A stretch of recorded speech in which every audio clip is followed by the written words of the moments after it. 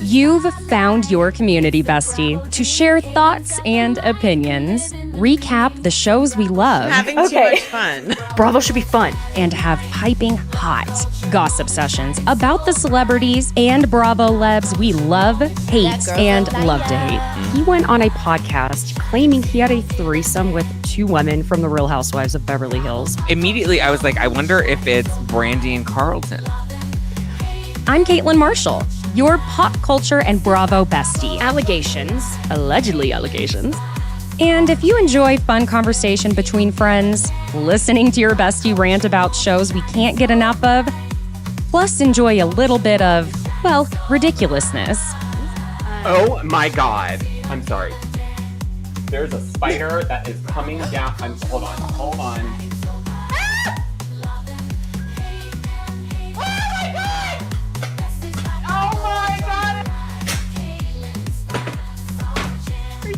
It's like the Blair Witch Project.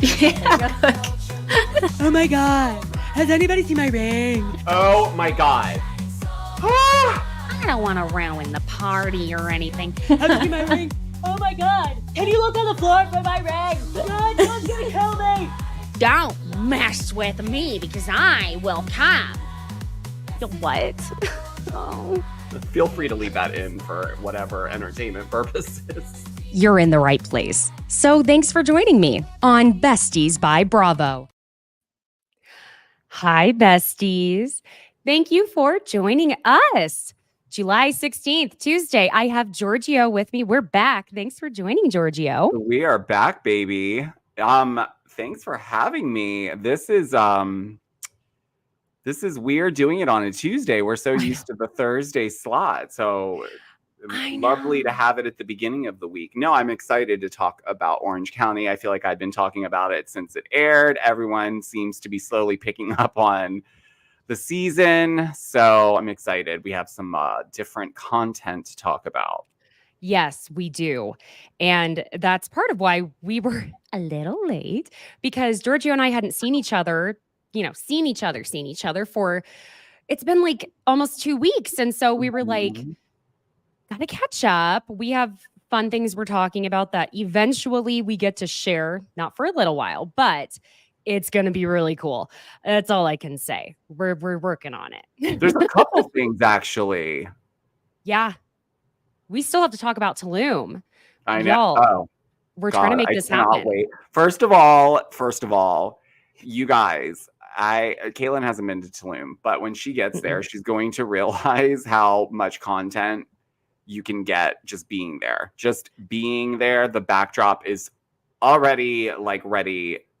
We're gonna have an amazing time. We have something special we're cooking up for you guys. But anyways, there's a couple things as well that we were catching up on. Yeah. The Kathy Lee and Hoda special. Oh yeah. Like in person, cocktails, mocktails, whatever you want. Oh, it'll be cocktails, honey. We will be on vacay. We do like a live show where like people can like get a ticket, and then we can have like a official like. We'll talk. Imagine if you and I did a live show event. Oh my God, would be so fun in Tulum though, because it's so like. Yeah, no, I mean, but like, what if we had one somewhere? I think you and I would go off on a lot of different things, but we'd circle back. Well, we could do one in New Jersey. What if we did?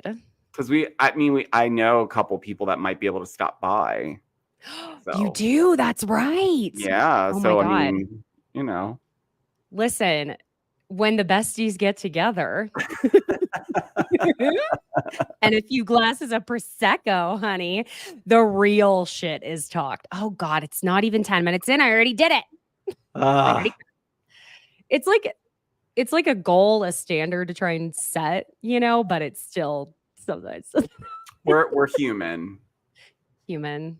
It's so true. Yeah. Yeah. Uh-huh. Oh my gosh. Okay. Let's start here. Wow, with the Orange County. I want to let's get a barometer here. How are you feeling, Alexis Bellino? Oh God. Listen, Jesus Jugs is back, baby. Her and all of her rehearsed lines. Listen, Did you see my notes? I cannot tell you how many times from the minute she got on screen to the end of the I was like, rehearsed, rehearsed, rehearsed. You know why? Because none of them actually like went with what was it was just like she worked so hard on these sound bites. She was going to say them regardless. Shannon didn't even say anything about John Jansen. And she found a way to be like, I know it must be hard that I have your ex-boyfriend. And she's like, right. Can you cut me a check for $300,000? Because your ex-husband sued me. I don't really care about John Jansen. Yeah, I mean, also, we'll get to this conversation, but do you remember how crazy it was? And it could have just been the edit, but when Alexis says her like last rehearsed line where she's like, there's the door, Shannon Beador, and then proceeds to walk to the door herself. Shannon's like, okay, great. Are we done with this little scene now? Can I go back to the rest of the girls? We need to get Alexis in some UCB improv, some groundlings, go over to Comedy Works, do something, baby girl. We have an actress on our hands, and I don't think we even realize it. Well, do we though? She can memorize. We do know that. That Alexis has that talent, that skill. She came in like, listen, you guys thought Jackie was thirsty for the camera time. Alexis said, hold my purse. Johnny J, I got you, baby. They're going to love you when I'm done with them. Like, she was out of control. She said, they're letting me come back and I better secure my spot, baby. And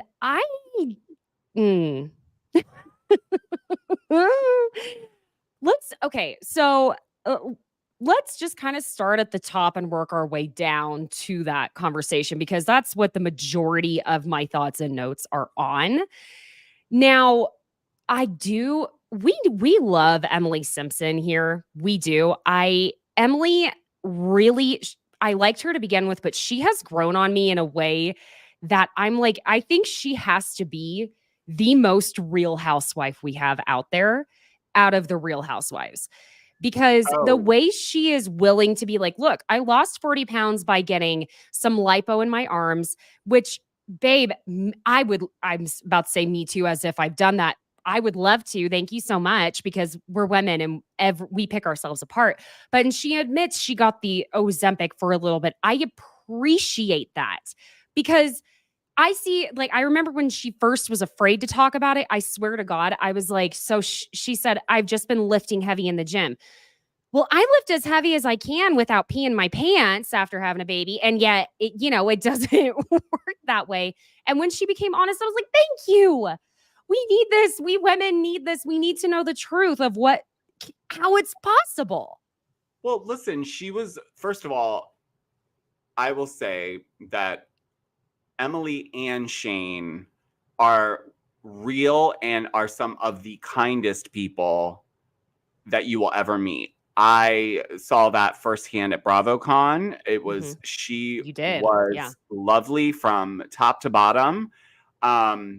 Very authentic, both of them. And that's why I think, at least for us, we see that conveyed more now on TV because we've seen that in person. So I feel like also she feels better in her skin. So she's also able to relax a little bit more, which is a good thing. But I appreciate that she was honest from the jump to say, yes, I used these things to jumpstart the progress. But the important thing is that I'm staying in the gym because I don't want to fall back on bad habits. And that's a real thing, right? I struggle with that every week. I hate working out. I always have, but I finally found something that I have been able to stay consistent with for over a year. But there are days where I'm like, oh, how can I get out of this? But I know that it's so much better to just keep doing it, but it's getting started. And sometimes when you don't see results, it can deter you from continuing to go, right? So I think for her, she obviously has tried this a multitude of times. And this time she said, what can I do to jumpstart things so that I can start seeing the results, so that I can motivate myself to stay in the gym? So exactly. No, speaking of, results, like I do 20 mountain climbers and I'm like, excuse me, where the fuck are my abs? Where are you? You should have shown up by now. Are you on vacation? My abs have been on vacation my whole life. So, at least since I was 18. So it is difficult. And I think a lot of people don't realize doing something, and this isn't promoting it or putting it down, to be honest. Everyone needs to do whatever they need to do with whatever their physician, whoever is advising them to do this or not, says. But, I think Ozempic, because a lot of people are like, well, then you get off of it and you gain a bunch of weight, but it doesn't always have to work that way, because if you use something like Ozempic or something like doing liposuction, doing air sculpting, which, oh my God, I would love. This is not for me to talk about all the plastic surgery I want to get. But it jump starts things where you go, okay, I want to keep seeing more results. What if I did some of the other work? Because I'll tell you what, I actually like working out. I don't love it. I like it. What I love is eating food I shouldn't eat. And that's it doesn't work this way, but in my mind it does. I try to keep up that way. So yeah, I just appreciate the realness. I do. I do have to say, when it came to Shannon, her girls, she has raised some very successful girls as far as we know. We got to give flowers where they are due. It's interesting to me how she sounded like she's taking this accountability when she's talking with her girls. How I think it's in front of her girls that she feels the most humiliation regarding the DUI. And it was also interesting to me that she was trying to make it sound like she was taking a certain type of accountability in her confessional, where she said, and I revved up the engine to let him know I was mad. But then at the end of it, it sounded more like she was blaming John Jansen for her DUI more than she was blaming herself, when she could have waited in her car with Archie for an Uber. Let's be real. Because if they got in a fight, I understand not wanting to be near him. Get John Jansen away from me. But go sit in your car without hitting, putting it in that D. Okay. Shannon flipping Beador. Okay. She's like 1,000%, Kristen. 1,000%. It's her fault. Yeah. Full stop. There is no denying that. Mm-hmm. But what I don't like is when we find out that we knew all along, that once we found out she was leaving John Jansen's house, and I said this right when this story broke, no, it is her responsibility but if he is visibly watching someone that is that intoxicated and crazy leaving his home, if they were at a bar, then I would have been like, why didn't the bartender do something? Like, why isn't there more responsibility of the establishment, which this establishment is John Jansen's house? So I understand fights get bad, but we're still human beings at the end of the day, whatever. Yeah. I would do everything in my power to ensure that they did not. I would then call an Uber myself and say, no, Shannon, you're not driving home. You have a dog, you have kids. Like, this is stupid. Get in the Uber, come get your car tomorrow and leave me the fuck alone. Yeah. And then be done with it. Again, I am not blaming John Jansen, but I do think, like, not even anybody, I would look at in that way. Like, really? You just let them leave even though you knew? Because she said, John Jansen said, don't get your drunk ass in the car, Shannon. You're a drunken idiot. Or that, like, oh, so you're going to watch it happen down the street from your house and then just tuck yourself into bed? Like, let's be real. I think John had no issue seeing a fall for Shannon Beador. No, but again, with the climate of everything lately, it seems like scarily some people, when they don't like someone, are fine if certain things happen to them regardless. Mhm. So it's weird to me that he would be, but then he was there for her after it. So it's like, then why didn't you stop? You know what I mean? Like, you didn't cut it Yeah. off after that night. So that's where I'm kind of like, screw you, John Jansen or Johnny J, whatever your name is now. But sorry, I have a lot of different names for him. he's A not. lot. I'm not looking at him like, oh, poor Johnny J. Hell no. No. Hell no. And for I him do to feel call bad for Shannon's daughters, though, because I feel too. like, the only one that seems to have, well, I'll say a mouth, but in a good way, is Stella, because she gave her a little talking to. Like, she was straight up with her. The other two were embarrassed because they'd already had this conversation privately. But now they have to sit here and do this whole thing so Shannon All over can, again. on camera, take accountability.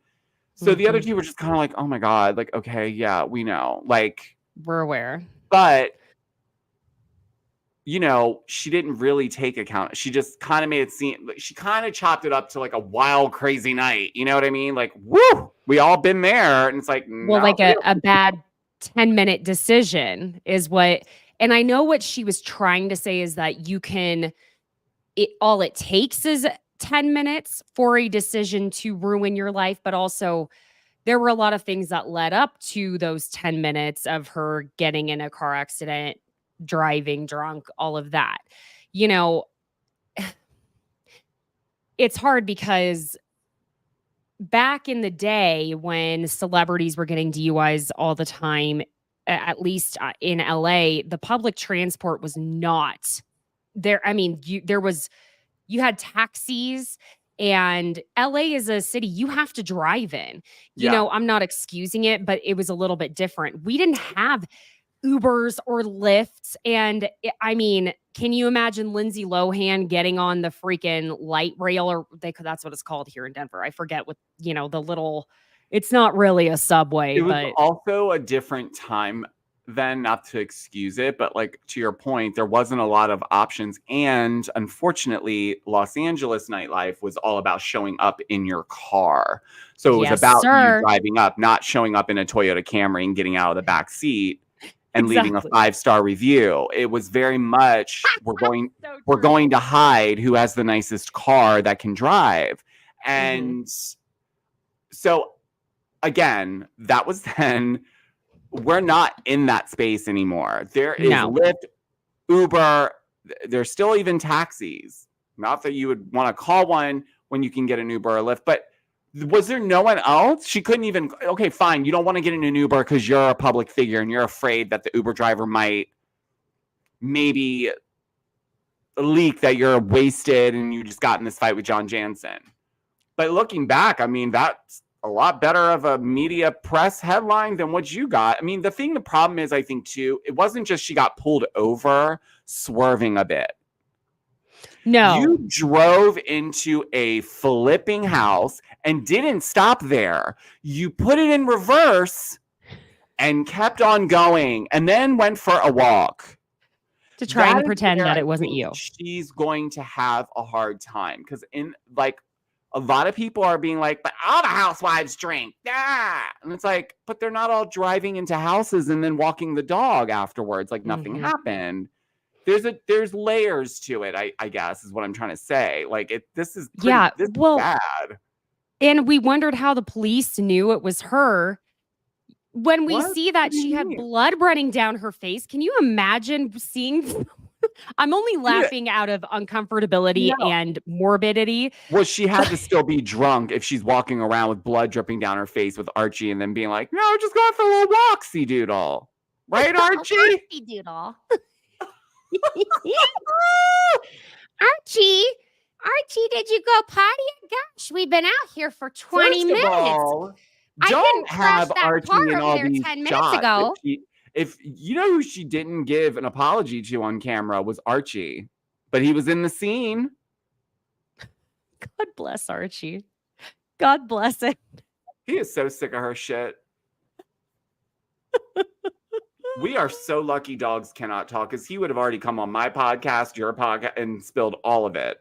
This bitch dragged me out of this busted ass car that she drove into a house and then pretend like we were going on a walk, whistling and shit. No, ma'am. Archie would have written a book. Me. Yeah, no, Archie would have written a book. There would have been a spread in the Hollywood Reporter or Vanity Fair of Archie being like pensive with his paws under his chin, looking off. No way. No way. It would have been over for her. Okay, this is another thing. We do love us some Tamra Judge. Now, when Tamra was talking with Jen and Emily about Shannon being out of Tres Amigas, my God.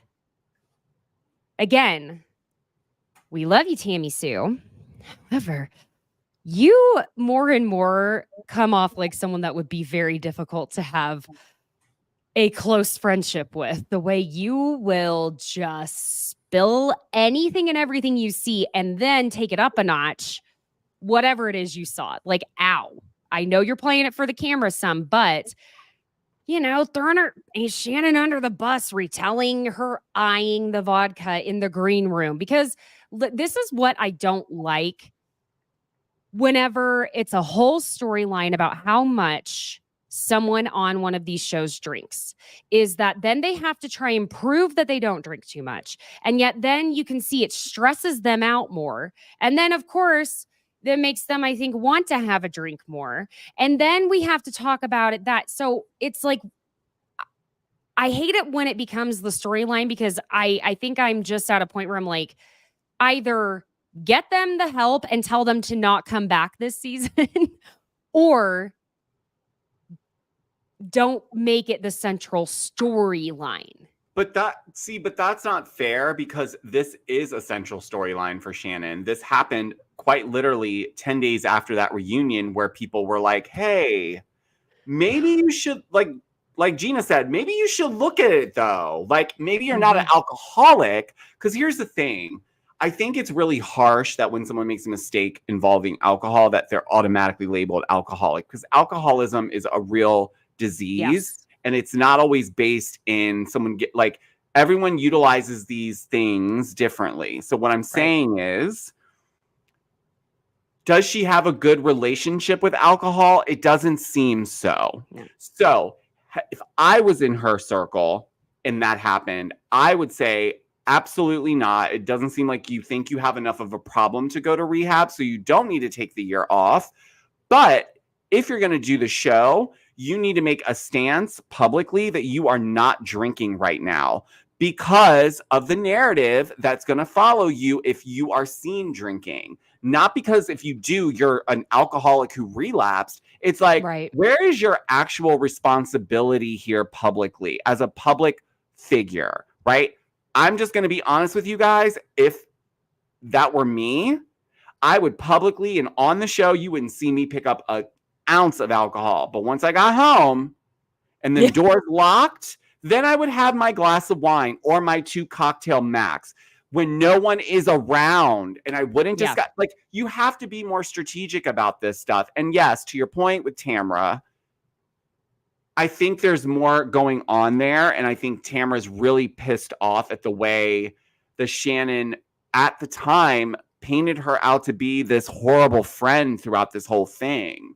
And I think from that, Shannon, she does this a lot. Like, she likes to wait in between the season, say stuff, and and then when the cameras go back up, Tamra's been waiting this whole time. So now she's coming because she's had a lot of time. Yeah. So Tamra wasn't the nicest, but here we go. I mean, yeah. I think it was completely fair that Tamra was saying she felt they needed to step back from the Tres Amigas events where it's so heavily centered around drinking. I absolutely wholeheartedly agree with her, but that's also what's difficult when you have a brand you've branded around drinking alcohol. But you know what though? Also, what is it? Shannon made it seem like that Tamra took money out of her pocket, and maybe in some way she did. But this Right. isn't your only job, Shannon. And if it is, there's a problem because you get paid a nice penny to be on that show. So why are Yeah. you working 7 jobs then? Because Alexis hasn't paid her $300,000 back. Okay, but I'm sure you've made that back in the last 2 seasons. She's made it back in 1 season, let's be real.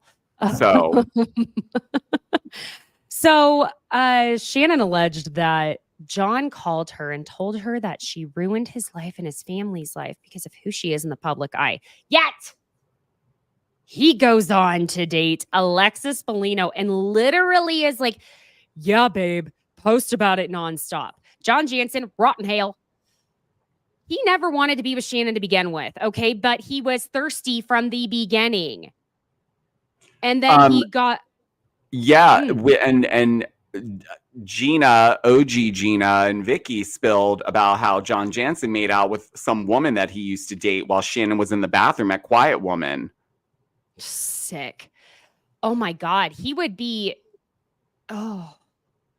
6 Let me foot tell you pole, something. I think a lot of the nights around. that we heard Shannon screaming and terrorizing Quiet Woman on her way out had a lot to do with maybe some of John Jansen's antics, and we just didn't know enough about him because he tried to act like he was quiet and reserved, but he wasn't. Well, clearly He not is not now. a quiet woman.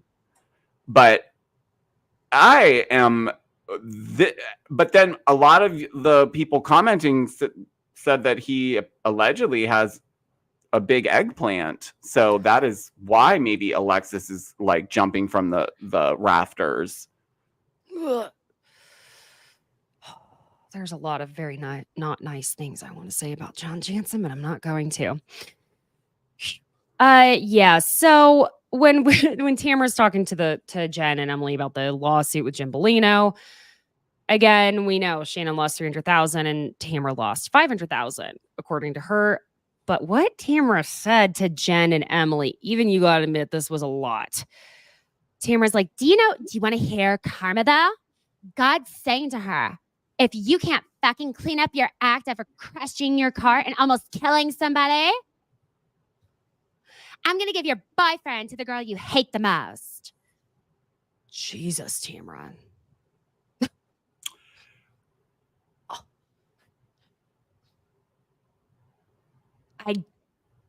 I think saying she almost killed somebody was a little far. When you could have killed somebody is what I think she intended to say, but didn't. But not necessarily.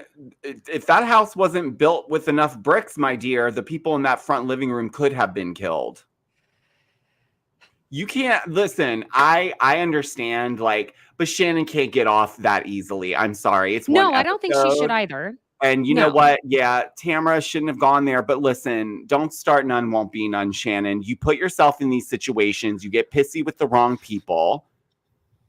You know what you're dealing with. You know, Tamra. This is what is astounding is Shannon's like, I can't believe it. Like, what do you mean? Also, you fed into this. She didn't just come out of the woodworks and out this story like no one knew about it. Like that would be completely different. And she's like, did you know Shannon had a DUI and drove into a house and it was never publicized? Yeah, that would be crappy of her. Saying that comment, was it a bit far? Yes, but again, it's Tamra and Tammy Sue is here and she's here to make a show. Hammy. Listen, if it was the other way around... I know. Think that Tamra would not have her ass handed to her, man? She would. She would. You're right. Absolutely. Tenfold. You're absolutely right. They would be like, get her off the show. She's disgusting. Like they say that now. Yeah. No, I mean, you are 100% right. They would. This is something that, when I had listened to Two Teas in a Pod, maybe a few weeks ago, that I think a lot of people need to recognize when it comes to Tamra. Tamra, when she first started, struggled with the fan reaction, but then she realized, okay, I can be a good villain. Because I think it was someone at the network said, no, but Tamra, you are a fantastic villain. And I think that's when she went, you know what? Cool, I'm going to do it. And she's okay with doing it. She doesn't usually, and I use the word usually, go so low that you're like, whoa, too far. But, she really can toe the line because I think she has gone Like I said, okay, y'all want a villain, honey? I'm giving you a villain.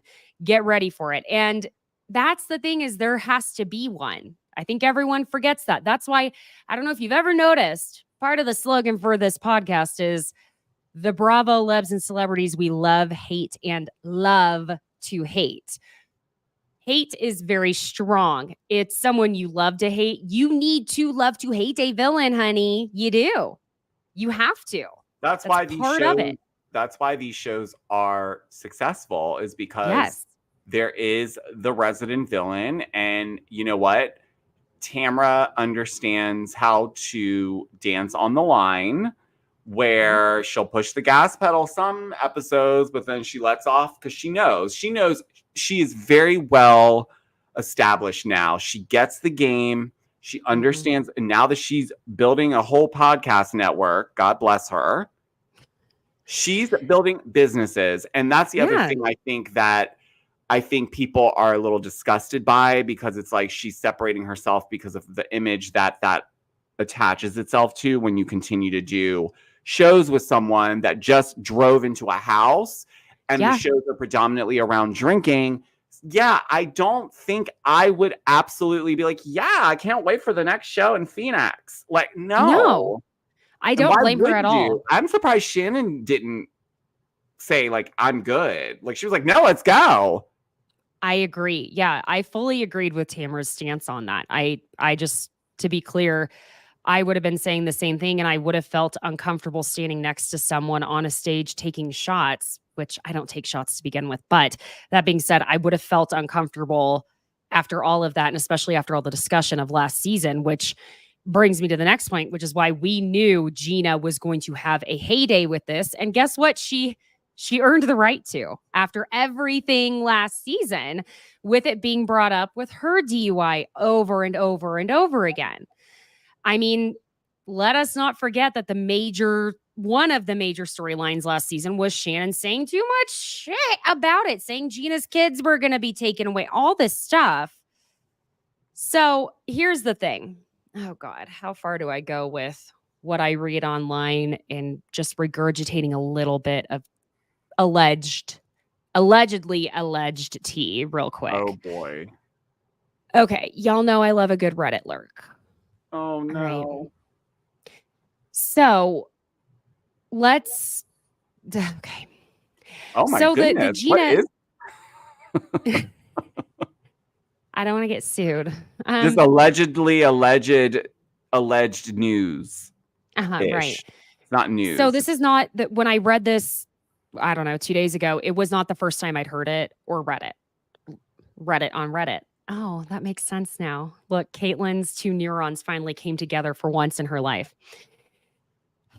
So we've said alleged enough. That someone said on Bravo and Cocktails, they posted that Gina quit drinking. And now I haven't seen this post on Bravo and Cocktails, so bear with me. Because Travis's ex won a legal battle with the kids because of Gina's DUI, and that there was an alleged altercation that may or may not have happened where Gina may have given Travis a little shove down the stairs after drinking, and that this may have allegedly possibly happened in front of the kids. Now, we never had this confirmed. I have heard this. Okay, so it's not just me that heard box this. In the back of my memory, I do remember hearing this. It came and went very quickly, but I do recall something about an altercation that took place in front of the kids. You know who I think actually said it? Kelly Dodd. Oh, Jesus Christ. I think she heard about it because she always shits on Gina and Travis on their little show that they have. But I feel like she was the one that may have said it. And I think I let it go because I was like, oh, she's Kelly Dodd. She's just pissing on her. But yeah, that's actually really interesting because I don't know about you, this Gina and Travis situation, I feel like we're missing a big part of it.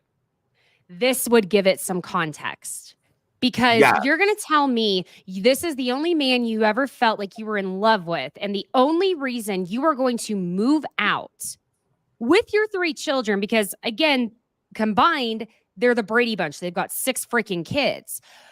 But you're going to tell me and expect me to buy it that the only reason you are moving out is because you couldn't find a place that you both could afford for the 6 kids to be in. Is that a very real possibility? Yes. But if you can afford a place for you and 3 children, then you could afford half of a place with you and him and the other 3 children. So this would provide a little more context, because also we do see like in a preview that Gina is saying, well, I saw what Shannon was doing and she's so much older than I am. And that's why I stopped drinking, because I don't want to turn into Shannon. Ma'am, you didn't stop drinking because of Shannon Beador. You're not going to convince me of that either. No one does that because of someone like that. Like, that doesn't make sense. None of it makes sense, but this gives it more context. But then I also was reading, okay, again, allegedly, that Travis's ex is very wealthy and that he may have viewed his ex as the meal ticket, and he looks at Gina that way. Gina's never had a vast amount of wealth, so that doesn't totally make sense. But again, the longer she's on the show, the more she makes. Again, more context. But I gotta say, when Emily asked Gina what her gut is telling her to do regarding Travis, you're not going to convince me that Gina did not almost say, my gut is telling me we need to break up. I heard that B coming out of her mouth. I heard it coming, because she says, my gut is telling me we need to live separately and see where the chips land. Listen, let me tell you something very clearly. If anyone ever said to me that we need to move out separately and see where the chips land, I'm going to say your chips are going to land on your own ass by yourself, because the minute I step out of this house, we are done. And that's fine, but I don't believe it's because you can't afford anything. I don't believe now that you're a real estate agent, you don't have any connections to help you get a rental when you helped Jen. Thank you. Get a rental that was still way out of her budget, but because she thought her husband was paying for a majority of it, that was fine. But you vouched for her because there was a reason why you vouched for her, because her credit was shot, because she's already in legal trouble with not paying her landlord for the yoga studio that she allegedly only makes $50 a day. But what yoga teacher do you know, unless they are working out with Anne Hathaway or any of the likes of those types of people? How many yoga instructors are you seeing bopping around at Neiman Marcus? Not to put them down, but if you're talking about renting a $10,000 house and your lease for your yoga studio is almost the same, you're already at 20 grand. You have 4 kids. You have food to buy. You have, it's just weird. The 2 people, one who's on the show who makes no less than 10 grand an episode at this point. What does Travis do again? I don't remember. I think he's in real estate as well. Great. You mean to tell me 2 real estate agents can't take their commission checks and figure out how to get a house that fit? No, I'm sorry. I'll say this too. This was my gut instinct when she was talking about this whole thing.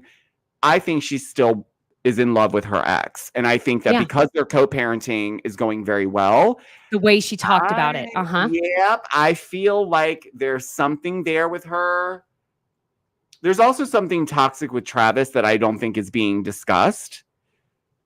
I don't take Travis as quiet and soft as he comes off. I think there's a different side to him that we don't know. And I think Gina's doing her very best to shield that from the cameras with this bullshit storyline. That's the problem, is Gina's trying to play that old tired game that some housewives will try and play, which is not telling the truth. and thinking that you're going to be a very good actress for the cameras and that we're not going to see through it, because we've seen enough real moments with them to know when they're not being genuine. And going to the Jen eviction thing, the interesting part is, y'all know I grew up in Oklahoma. The Oklahoma ties there, but I was like, what does her ex do that he was working for? What's the family business? How her ex was supposed to be able to pay the majority of the rent. And so even when she says he's not working for the family business anymore, and I'm thinking, oh my God, did he not have a job or what's going on? No, not the case. I did some Googling and it looks like, now what's his full name? William or Will, as of June of 2023, this is when I saw that it was announced, he was appointed the CEO of Vizinex, and another pharmaceutical company lists Will on the leadership team as the chief administrative officer for IACTA.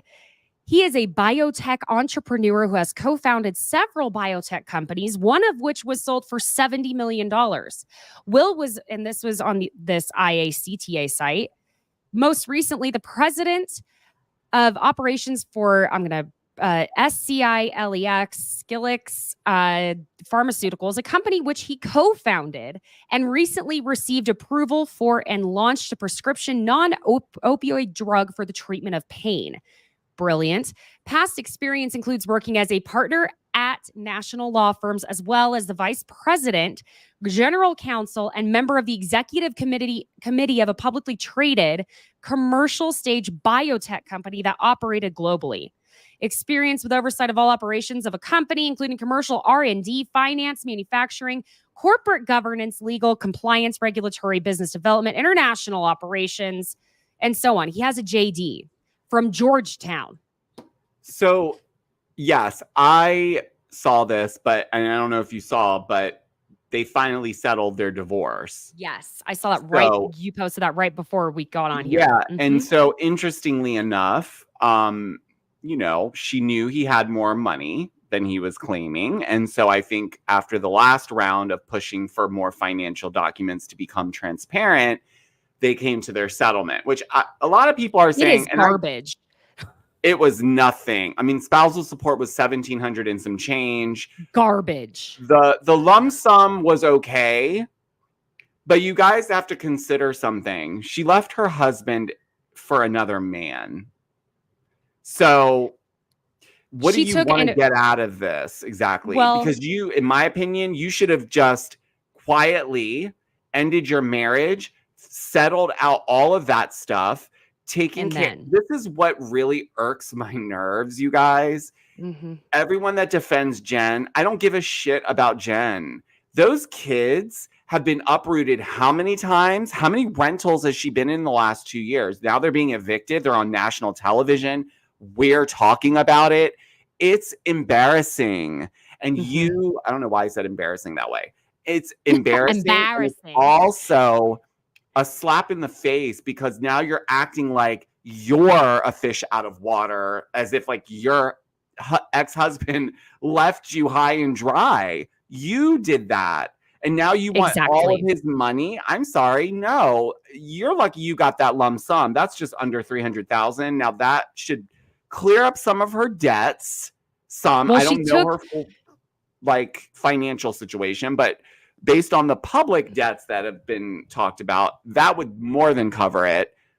But there's a reason she took that lump sum, because she wants to marry Ryan. And I remember you saying in that video you had just posted, all I was thinking was, but if she marries Ryan, she stops getting spousal support. What was $4,600 a month for 4 children? I'm only laughing out of sheer audacity to believe. If I were Jen, let's be real here, I would have said, look, this is the way you do it, an intelligent way. I'll take $100 in spousal support. Make the child support $6,000. Not if because it's split no matter what, if she remarries, she will continue to get the child support. He has to support his children. And if she said whatever, $100 in spousal support, so what? But the child support is what she should have decided to go ahead and fight for. She took that lump sum to pay off the debts, what have you, to settle what he was supposed to be paying for the rent. But at the end of the day, she knows she took that amount because she knew, okay, well, $1,700, I can kiss that goodbye anyway because I want to marry Ryan, which is one of the dumbest decisions she could make out of a long line of them. I hear what you're saying, but I also think because it's split custody, like 50-50, I think that's why initially, if you recall, she was going for full physical custody because she wanted to get more child support. I think he worked it so that, okay, let's give her a lump sum. Let's give her just under $5,000 a month for the 4 kids because we're technically splitting this 50-50, so she shouldn't need more than that. And $1,700 for the spousal support because, quite frankly, you don't really deserve that, in my opinion, if you're leaving your husband for another man you were making out with, allegedly. But I agree. Whether or not she loses spousal support because she marries Ryan, I think right now she should be focusing on not getting married and just taking a step back and getting herself reacclimated. Now that she's getting this lump sum of money, she can actually get on her feet again. Agreed. But a lot of people pointed out this is Orange County. That'll go in like 6 months. And if Ryan gets his hands on it. Oh, God. Because here's what is going to, if this is in the press, he's looking at that lump sum like, do you know what we can do with that? I can invest. Like, he exactly is a shady brigade. And, you know, I guess we're talking about God a lot this season because they talk about God's plan. What is going on? And why are you bringing God into this? God didn't have nothing to do with any of this. Agreed. God's plan. Your plan. What are you talking about? Did you open scripture and it said, please make sure you get entangled with, like, no. I mean, agreed. It's just like, I don't know. Ryan is definitely one of those type of people that will spin any. He's a fuckboy. They're good at spinning things. He's too old to be a fuckboy now. Oh, fully agreed. You know, fully agreed. No, sir, you cannot. I mean, I'm not saying he can't pull anyone because I'm sure he can. Sure. But the point is like, you're too old to be doing this shit. You both are. You guys have way too much going on for you to be bopping around like you're on the hills, like Heidi and Spencer leaving Hyde. Like, I just want to believe you. I don't, but I do. Like, shut up. Okay. Before we jump into more of the Alexis and Heather and Emily of it, I want to say hi to a few people here and just get into some of the comments. Hi, Tay. Hi, Kelly. I see ATXMEL. Please correct me if I say something wrong in your names, my friends. Just bear with me. Hi, Danny. Love to see you. Miriam. Hey, Adam. That's okay. I'm glad you're here. It doesn't matter if you're late. And I saw some other names here, but there was something Kelly mentioned here. I think child support can also change since it's primarily a formula based on the income of the parents. If Jen marries Ryan, then her income will go up, but I might be wrong. So totally, that is true. I think that would happen because what I would say, 2 salaries. What I don't know what he makes, but I think he makes. Fuck you money is what he makes. This is my theory. I think he stashes money away on an offshore account. Who, her husband or Ryan? Ryan. Her ex-husband, no. I mean, maybe her ex-husband does, but I don't think so. I think Ryan's the type of guy I feel like he would take cash from here and there and just start putting it somewhere random. Totally allegedly, agree. Guys. I'm not saying that I haven't heard that. I'm just talking shit. I think what I didn't explain, and I believe you are correct, that can change. There are different types of stipulations you can have in your agreements. But my thought was, if she is expecting to rely on her support being Ryan, you know what I'm saying? Ryan. Oh, baby. My thought was, at the very least, if she ends up upside down, then at least there is funds for her children. And yes, I am well acquainted. Now, different states have different, just like California is a 50-50 state, honey, when it comes to spousal support, things like that. Divorce, it's 50-50. It does depend on the state. Now, so yes, they're actually, so Miriam, this kind of lends to my point here. There is a formula, but you absolutely can negotiate more or less. I can tell you from my own experience, you absolutely can. You can have a mediator that you sit with for hours. Yes, you absolutely can, at least in the state that I had to deal with this in. Now, even if it's 50-50, if the woman has been a stay-at-home mom, but I think part of it is because Jen now has the yoga studio and it's supposed to be a source of income, whether it actually is or not. They also do have to put that into consideration. Your financials in Discovery, you put every single thing down to how much it costs to get your freaking nails done. You do every little thing. So Discovery can take, for someone probably like her ex-husband Will, it probably took a minute. Okay. I mean, a good long minute, because there's a lot of things being spent between her, him, probably multiple properties, things like that.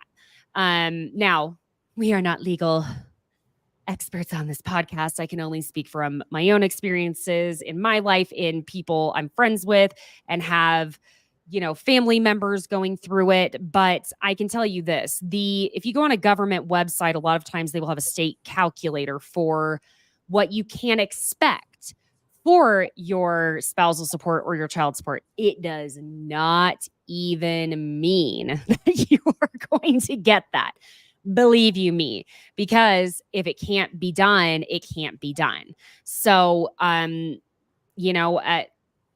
whoever is the highest income earner, they still have to be able to provide a safe place for the child to live as well. They can't just completely give half. That's unfortunately not the way it always works. It's complicated. Why do you think divorces take so goddamn long sometimes? Okay. Moving on, because it's too nuanced at this point. Where did my notes go? Hello. All right. So now we are where Emily gets to pretend to meet Alexis for the first time with Heather.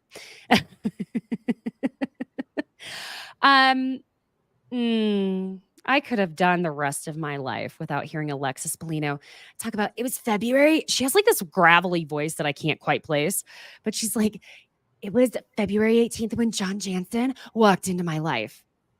She shows her whole ass again from the jump, just like you and I were talking about. Those rehearsed lines where she's like, and no, Shannon Beador does not own the quiet woman. Miss Ma'am, you are trying so hard to come for Shannon, and it's only going to make us empathize, or not empathize, maybe some of us, but sympathize with Shannon on this when, it's working. Listen, I already said I'm still going to hand Shannon her ass where she needs it. But in this isolated situation, you made it real easy for me to give her a pass, baby girl, on this part of it, not the DUI, but on this side, right. I'm totally going to be Team Shannon here because you've already pissed me off.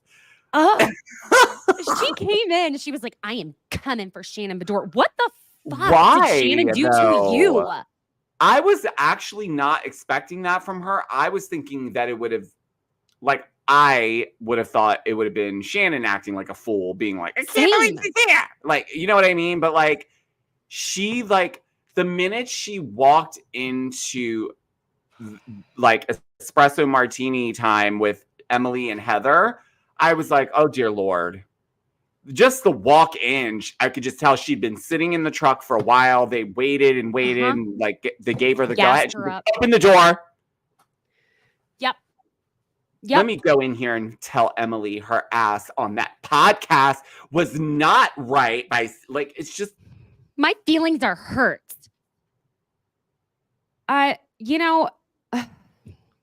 She is such a bobblehead for a man. That's it. She is straight up a dizzy bitch and a bobblehead. Okay.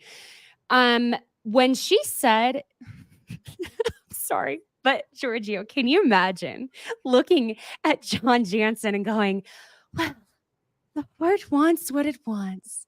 And it's you, John Jansen. When she said we tried to fight the feelings, but girl, get out of here at the Quiet Woman. We tried to fight the feelings. Oh my God. Couldn't deny what was happening though in this booth. Like, girl. So, again, she brought up the Emily going on the podcast calling John a doucher. I love Emily for that even more. I can't stop. But I remember that episode. It's so good. I mean, anyone who does not think John Jansen is a giant doucher, are you okay? Who is actually being like John Jansen's a cool guy? Alexis. Like, when is that? Well, yeah, it's her. But like, everyone said similar things. Like, why is he all this? What is this? And when Alexis tries to start in on Emily, how do you know anything about Shannon and John's relationship? And Emily's just kind of like, Miss Ma'am, I have been here for the last 3 years. And we get that flashback of when he was like, oh yeah, F Gina, we're done with her. And he was pissed defending Shannon. But it shows how dizzy of a bitch Alexis is, because she's like, that was a private conversation between him and his girlfriend, and he was standing up for her. A private conversation with 10 cameras mic'd up and multiple producers. Get the F out of here, Alexis. Right. They were just in this quiet corner and like someone just happened to walk by and film it. No, girl, you can go back and watch that scene in real time. What are you doing? She doesn't know. All she knows is John was like, you got to defend me. And she's like, yeah, defend my man. Defend my man of 1 month. He is dicking her down good, baby. That is the work of a dicked down woman. It he is. He could light Shannon's house on fire and Alexis will come running and be like, he didn't do it.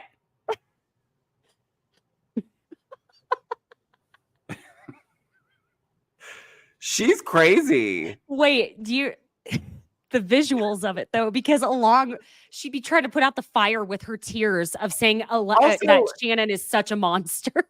That damn dress in her interview was pissing me off with the big, fucking one-sided shoulder, the sleeve and no sleeve. And she's always like in the camera leaning in like, there's the door, Shannon. But oh wait, I already said that in the scene. Oh, okay. What else do I say? Like, it's just very like, she couldn't wait for the cameras to start rolling. When do we start? Yeah, because she was like, also, well, if you just give him a chance, you'll love him as much as I do. No, Miss Ma'am, they will not, because apparently the only thing you love about him is the giraffe between his legs. And that is just like, I cannot. I don't care. I am not. He is disgusting. Thank you. Yes. He is not at all. And I'm not trying to be mean, but I'm not. There is no way I'm fighting over that man. I'm not fighting over any guy, but I'm definitely not fighting over you, Johnny J. Not over some Van fucking Cleef. You can go to hell, your Van Cleef. Kendra Scott. Yeah. It looks more like Kendra Scott, in my opinion. Anyways. Yeah, because I loved Emily in confessional, them being like, so you think John's a douchebag? And she's like, yeah, I think he's a douchebag. Yeah, why would who is not thinking that? I know. Oh. And did when he Alexis think that Alexis was going? J. Did he think Alexis was going to be the person to turn around his image? Yes, with simply a Johnny J. Sounds like a fast food chain. It doesn't sound like anything but that. I still wouldn't eat there. No. That doesn't even sound sexy either, Johnny J. Like, what is this? Like, Willie Nelson's, like, rap protege? Like, no. Okay, he has a boat. Who cares? Yeah, I mean, that's all I can think of. Like, okay, he has a boat. Cool. Mm-hmm, mm-hmm. It's the OC. Like, So who doesn't at that point? You Maybe know, stop going to the fucking quiet woman. There's only like, clearly 3 guys there and everyone's banged them in that bar. So like, why not try different spaces? go to Burbank at least. Go Give to it a TGI shot. Go to Steel City. Fridays. Go to fucking TGI Fridays. Sit at that bar. I mean, try Nobu at the very least. Go out to Santa Monica or something, for the love of God. No, they can't be going there. Shannon throws plates and fucking screams on her way out when she's had her 2 Macs. And Right, the Max. they don't need that at Nobu. No. Let's just go ahead and get to on the way to Heather's party. Alexis is telling Emily, who remember they just met. So, Oh my okay. God, this car ride was so. I love Emily's face in this car ride. Like, why are you fucking talking to me? I don't care. Because she already has a face. She already has a face that gives like, don't fucking talk to me, but she's not. It's just like, it's like how It's with like, her lips. I have face with subtitles.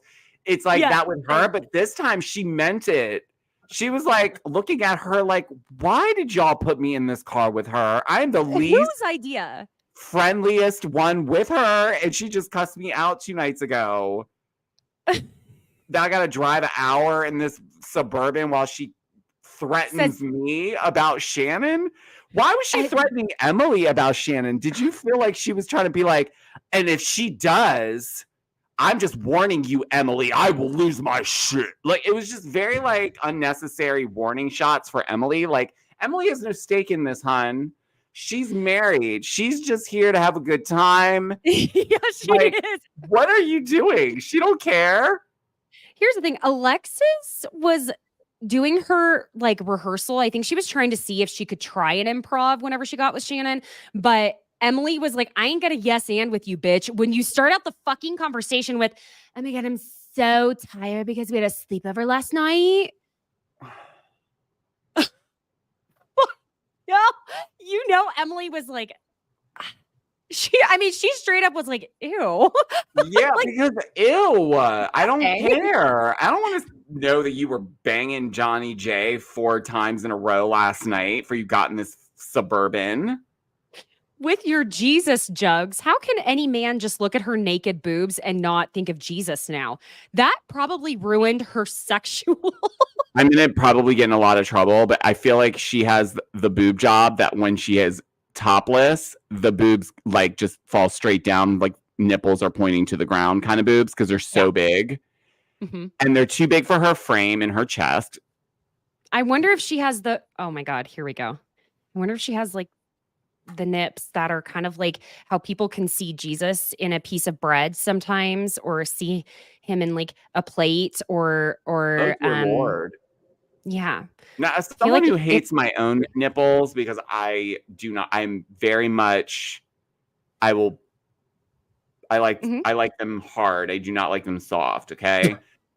So, because I was very serious back in the day. I used to get the liquid Band-Aid, get some ice cubes, get those suckers hard, and put the liquid Band-Aid on it to seal them shits in. The only problem with that is if you put your shirt on, your fishnets on. You put your shirt on too quickly, and then the liquid Band-Aid dries to the nipple and the shirt. So when you take it off, you're like ripping like it can leave them raw. So I haven't done them in a long time, or done that in a long time either. But I get it. I don't know how we got here. Talking about nipples. Was this in your go-go dancing days? This was in my like early 20s. You know, he was about to say, this is in my like 2 years ago.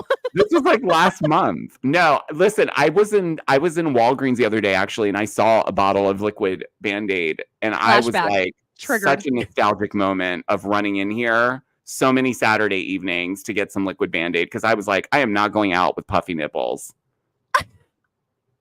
I think my nipples hold humidity. I do. I do. I'm sick of it. If anyone just tuned in, they're like, I thought we were talking about Orange County. Why are we talking about your puffy nipples?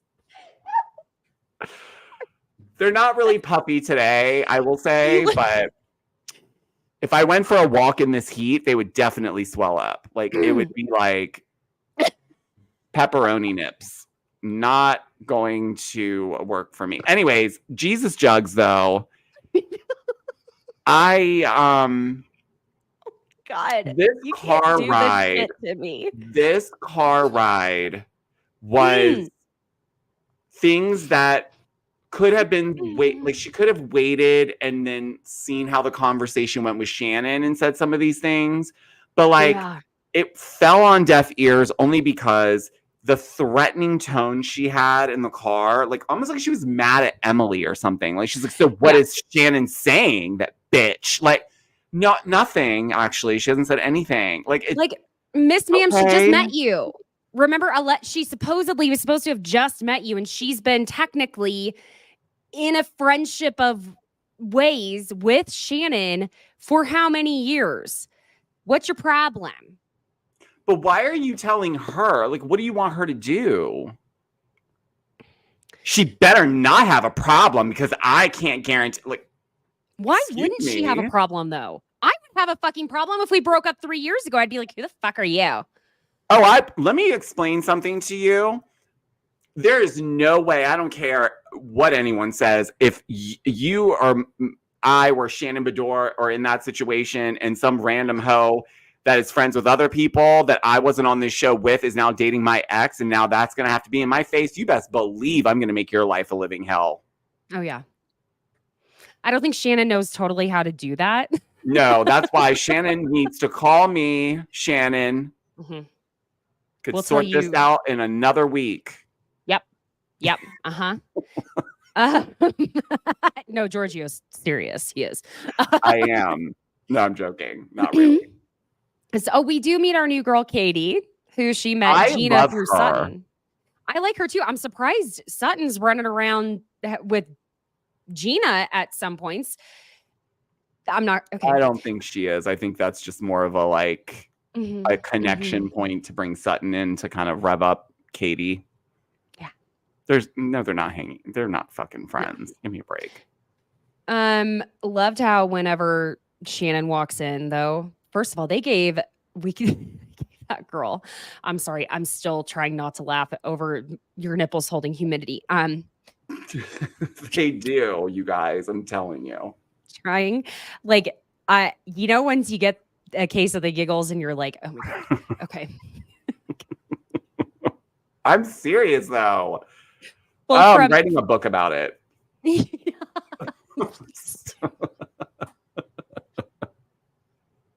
I'm not okay. Okay, I'm okay. I'm okay.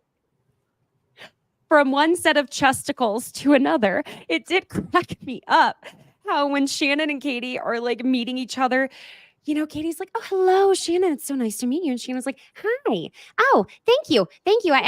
Yes, this old thing.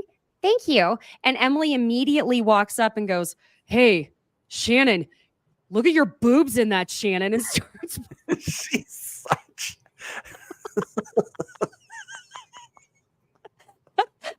I was like, no, that's what real friends do, though. No, I know. That's why I love her so much, because she was trying to have this little moment because it's her first meeting. And then Emily's just like, oh my God, your boobs. And we started squishing them and where are they? How did you do that?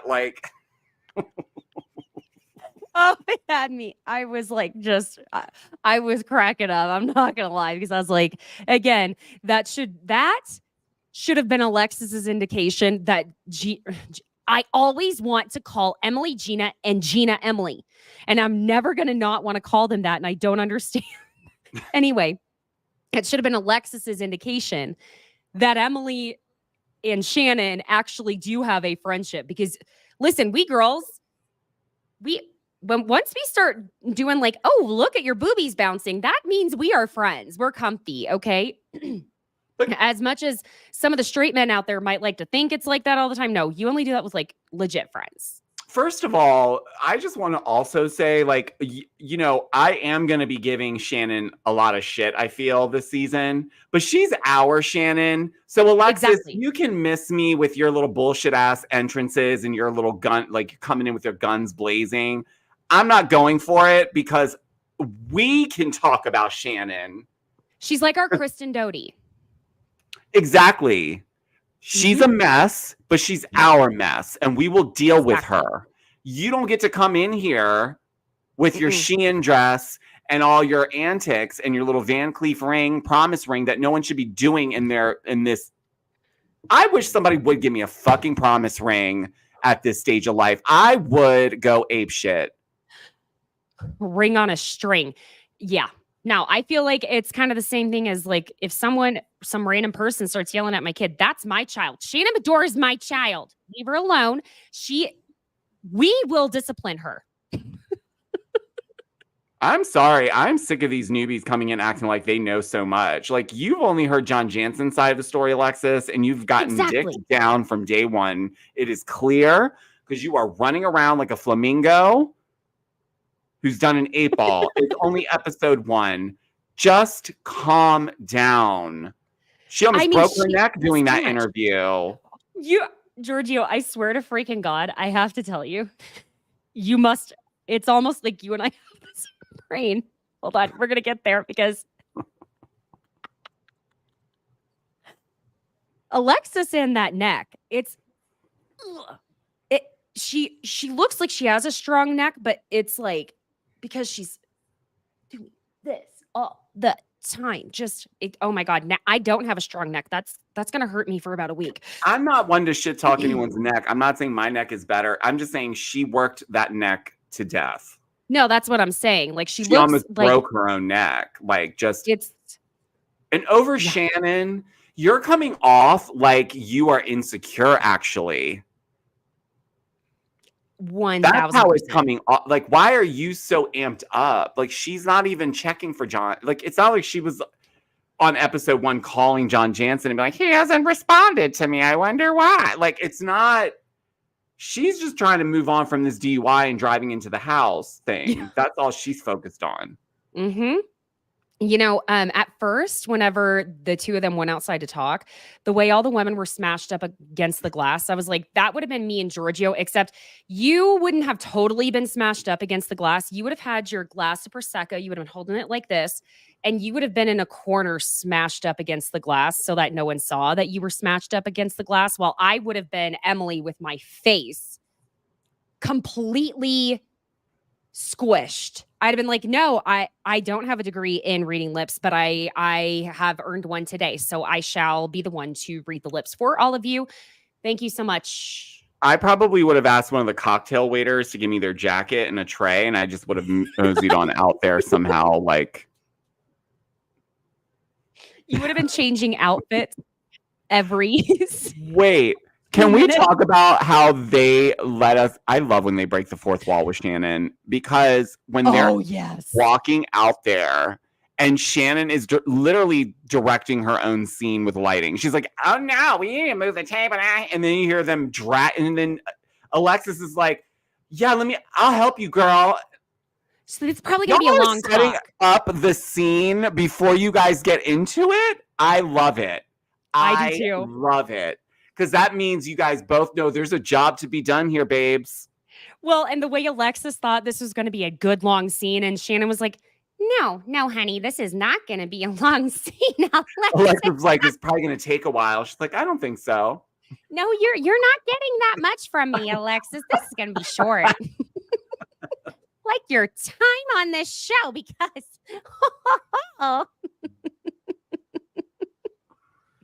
no ma'ams. She's like, you're not getting your fucking little orange today.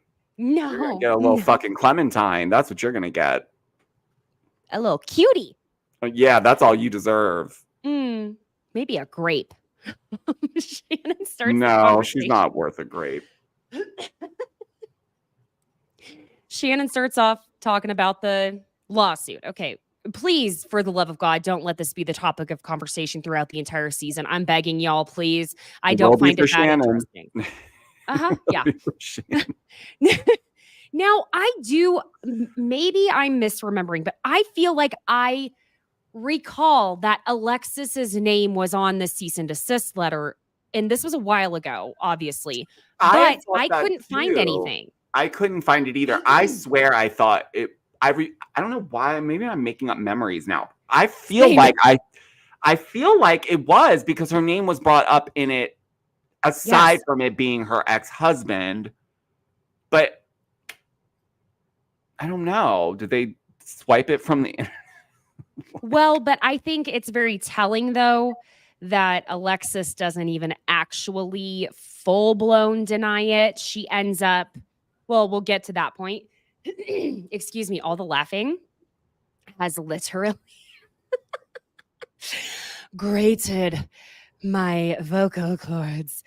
Anywho, so when Shannon says, I'm not interested in being best buddies, I hope you can understand that.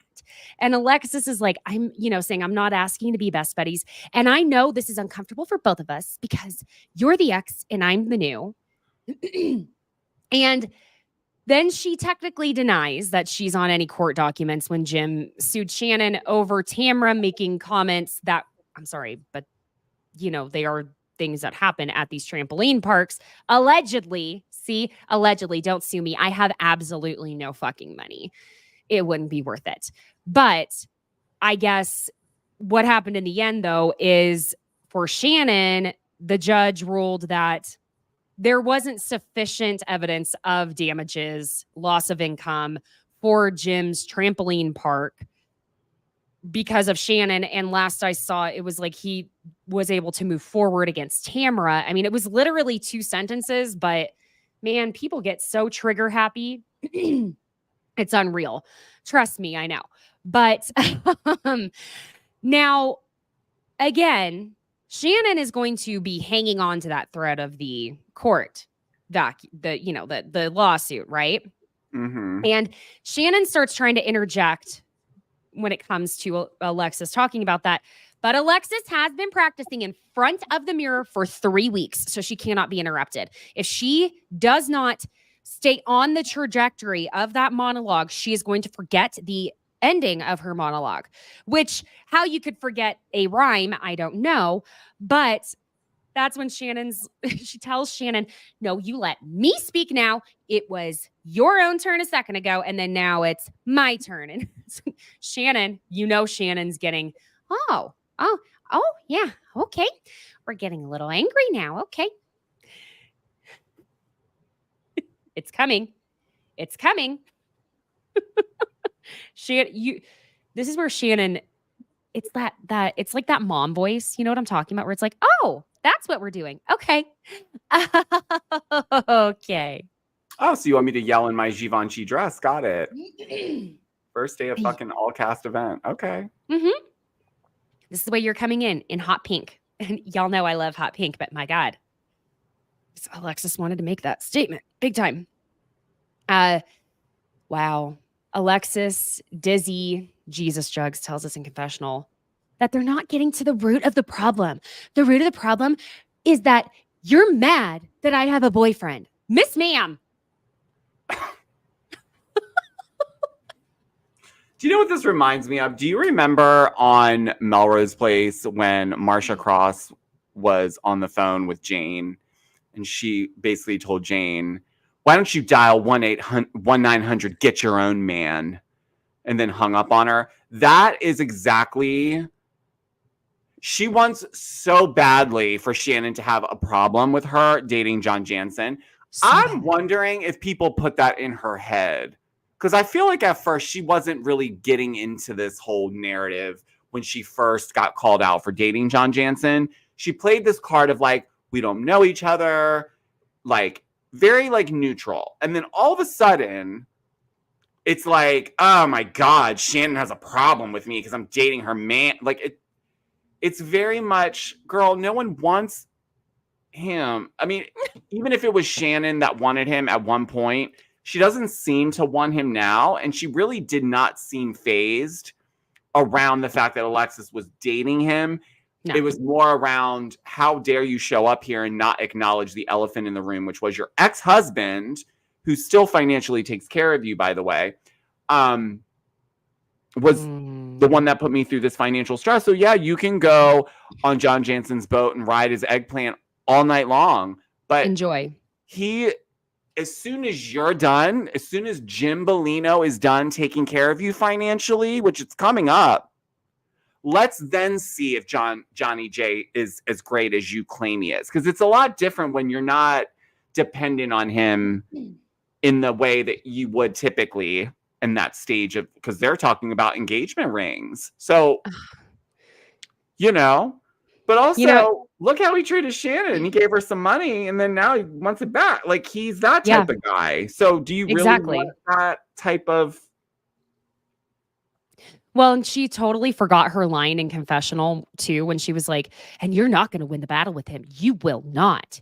And she was just like, God damn it. Line. What was it that rhymed with not when I said it? Yeah. Was that how I ended it? Shit. Can we redo that? Yeah, please. Also, do you remember her stupid saying that she thought was a thing where she was like, I don't care what storm you bring, Beador, but you won't get a taste of this tornado. Like, what? Oh my God. No, Alexis, stop. She's going to use every pun she can come up with. She's worse. You guys, it's just episode 1. I know. I know. Just episode 1. I know. So Alexis points out that Tamra is aware that she was allegedly not involved in this lawsuit, and she doesn't understand why Shannon is not aware of that. But Shannon's still emphatic about the cease and desist letter and says that she's going to dig it up. And Alexis shows her whole ass in this moment again to me, because instead of bringing up any facts or firing back anything that would emphatically say she had no part in it, all Alexis says is, move on. Are we really going to rehash things 3 years ago? Or are we going to live in the now? She's like, are we going to fight about John Jansen or not, bitch? Exactly. I didn't come here to fight about a lawsuit. That's not what I practiced. She's like, can we start over? Because these glitter stones on my Shein dress are burning on my skin from being in the sun too long. Didn't know they were made with real metal. They said they were going to be plastic. Okay.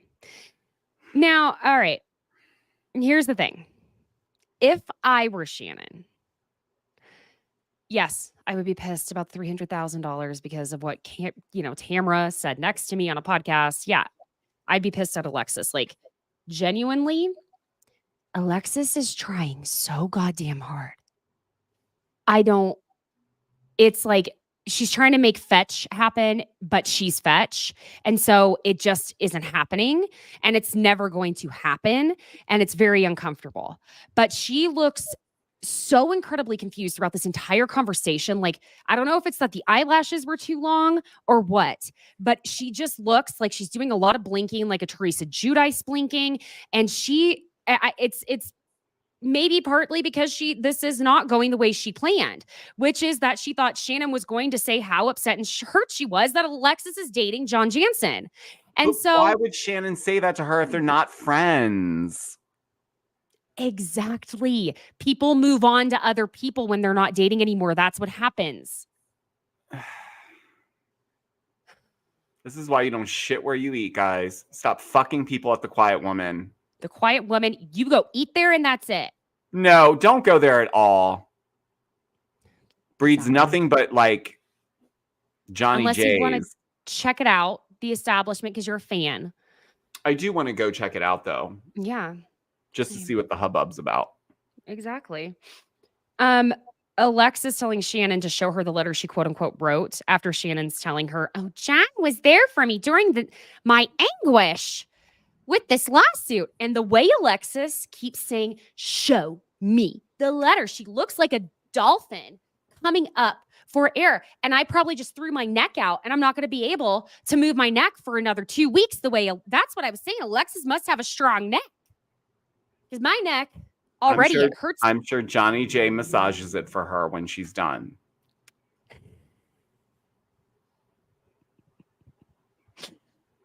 I do have a question. How much lotion did it take to get that Van Cleef ring off that finger of hers, though? Because are we going to sit here and act like that knuckle wasn't overpowering all the blood flow from where the ring is sitting? What are you talking about, Giorgio? She wears a size 5 It ring. fits perfectly. Do you think I need this finger that badly, or can I function the rest of my life without it? I just love it so much. He's my Johnny J. My Johnny J. Girly pops. Okay. So when so we thought Alexa showed her whole ass. No, she showed her whole booty hole now because the whole kit and caboodle's there. She goes, show me the letter, because what I think the real issue here is that I have your ex-boyfriend. I feel like she wants to be someone that took someone's man, though. No? She does. That's why she started to say, I have your boyfriend. It's so weird to me. Like, she, a couple times, was trying to make some weird insinuation, like, I have your man now. Like, they were done. Like, what do you mean I have your man now? It's not her man anymore.